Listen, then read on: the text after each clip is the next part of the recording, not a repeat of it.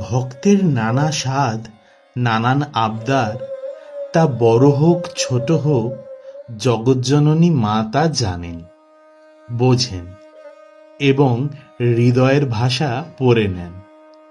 তাই তো ভক্ত ও ভগবানের সম্পর্ক এত মধুর। মায়ের সঙ্গে এই মধুর লীলাতেই কখনো যুক্তির স্থানে জেগে ওঠে হৃদয় এবং জ্ঞানও হয় নিষ্প্রভ। শ্রী শ্রী মার অন্তর্যামিত্বের এই পর্যায়ে আমরা এমন তিনটি ঘটনা স্মরণ করব যেখান থেকে স্পষ্ট বোঝা যায় ভক্ত যদি মনেও কিছু ভাবেন, মাকে নাও জানান, তবু সেই আকুলতা মা উপলব্ধি করেন এবং মাতৃকৃপায় তা পূর্ণ হয়। প্রথম ঘটনাটি স্বামী অম্বানন্দজির জীবনের, যিনি পূর্বাশ্রমে সি মধুরন পিল্লাই নামে পরিচিত ছিলেন। 1914 সালে শ্রী শ্রী মার কাছে দীক্ষা নেওয়ার পর তাঁর সাধ জাগল মায়ের চরণামৃত নিয়ে কেরলে ফিরে যাবেন। তিনি একটি শিশি ও গঙ্গাজল সংগ্রহ করে ম্যানেজার মহারাজকে মায়ের কাছে তার অনুরোধ জানাতে বললেন। কিন্তু কিছু বলার আগেই মা যেন সব বুঝে গিয়েছিলেন। অম্বানন্দজি লিখছেন, মা তাঁর চরণযুগল বাড়িয়ে দিলেন।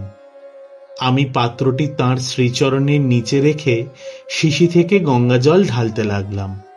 মনে মনে বললাম, মা, আমি এইটুকুই করতে পারি। তিনি তখন পরম স্নেহ ভরে আমার দিকে তাকালেন। কিছুটা গঙ্গাজল নিজের হাতে নিয়ে তাতে কিছুক্ষণ জপ করে সেই পুতবাড়ি নিজের চরণেই ঢেলে দিলেন। এইভাবে তিনি 3 বার জপ করলেন এবং সেই জল আমাকে নিতে আজ্ঞা করলেন। নিজেকে আমার পরম সৌভাগ্যবান ও পবিত্র বোধ হল। অম্বানন্দজির জীবনে আরও একটি ঘটনা তার অন্তরের ক্ষীণ আকাঙ্ক্ষার প্রতিফলন হয়ে ধরা দেয়। তিনি মনে মনে ভাবছিলেন, আমি যদি 1.5 টাকা পাঠিয়ে রাসবিহারী মহারাজকে অনুরোধ করি 1 টাকার মিছরি কিনে মায়ের হাতে দিয়ে ঠাকুরকে নিবেদন করিয়ে তার অল্প কিছু পাঠাতে তিনি বলেন, তাহলে খুব ভালো হয়। কিন্তু এই ইচ্ছা তিনি কখনো কাউকে জানাননি। এভাবে 6 মাস কেটে গেল।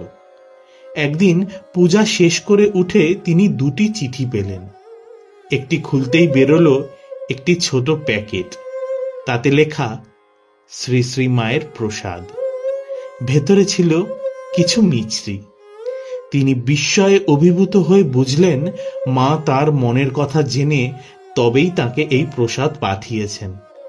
একান্ত ভাবনাও যে মায়ের দৃষ্টির বাইরে নয়, এ তার উজ্জ্বল প্রমাণ। তৃতীয় ঘটনাটি জানা যায় শ্রী সচন্দ্র সান্যালের লেখা থেকে, যা তিনি শ্রী সচন্দ্র ঘটকের মুখে শুনেছিলেন।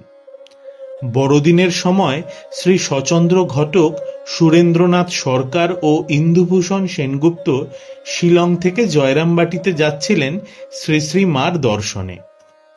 পথে তাদের একটাই সাধ জাগে, মায়ের আশীর্বাদ স্বরূপ যদি জয়রামবাটিতে গিয়ে পিঠে খেতে পান। জয়রামবাটি পৌঁছে প্রসাদ খেতে বসতেই দেখলেন সেদিন সত্যিই মায়ের ঘরে পিঠে রাধা হয়েছে এবং আশ্চর্যের কথা, পরিবেশনকারীরা প্রথমেই তাদের পাতে পিঠে পরিবেশন করলেন। আনন্দ ও বিস্ময় তাদের চোখ অশ্রুসিক্ত হয়ে ওঠে। এইসব অভিজ্ঞতাই প্রমাণ করে শ্রী শ্রী মা ছিলেন সত্যিকারের অন্তর্যামিনী। ভক্তকে কিছু বলার প্রয়োজন হয় না, মা জানেন তার সন্তানের মনের ভিতর কি চলছে। একান্ত অন্তর্নিহিত আকাঙ্ক্ষাও তাঁর কৃপায় পূর্ণতা পায়। আর এই জন্যই শ্রী শ্রী মা আমাদের কাছে কেবল গুরু বা জননী নন, তিনি সেই দিব্যসত্তা যিনি আমাদের হৃদয়ের নিভৃত ডাক শুনতে পান এবং তাতে সাড়া দেন নিঃশব্দ মাতৃস্নেহে।